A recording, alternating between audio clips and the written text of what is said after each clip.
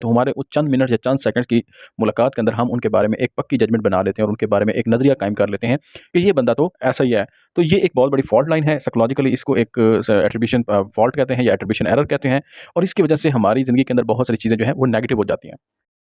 अब ये किस तरह से इम्पैक्ट करती है, इसकी एक सादा सी मिसाल लेते हैं। अगर आप एक इंसान है जो फॉर द टाइम बीइंग आपको उसको देखते हैं कि वो अपनी बीवी के साथ गुस्सा कर रहा है, तो आप एक अंदाज़ा लगा लेंगे कि ये इंसान बहुत ही गर्म मिजाज और बहुत ज़्यादा बदतमीज़ और वसीला इंसान है, लिहाजा इस इंसान से साइड पर होकर रहना चाहिए। जबकि आप उस चीज़ की हकीकत और उससे जुड़े बाकी चीज़ों को बिना सोचे समझे, बिना जाने आप मुकम्मल तौर पर उसको इग्नोर कर देते हैं और अल्टीमेटली उस इंसान के बारे में एक मनफी नज़रिया बना लेते हैं।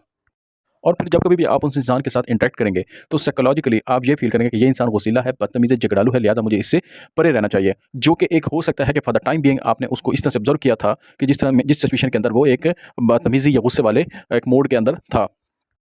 जबकि हकीकत में वो इंसान बहुत अच्छा हो, नेक हो, लेकिन वो उस वक़्त अपनी बीवी से इस वजह से गुस्सा कर रहा हो, जिस बात के बारे में आपको इल्म ही ना हो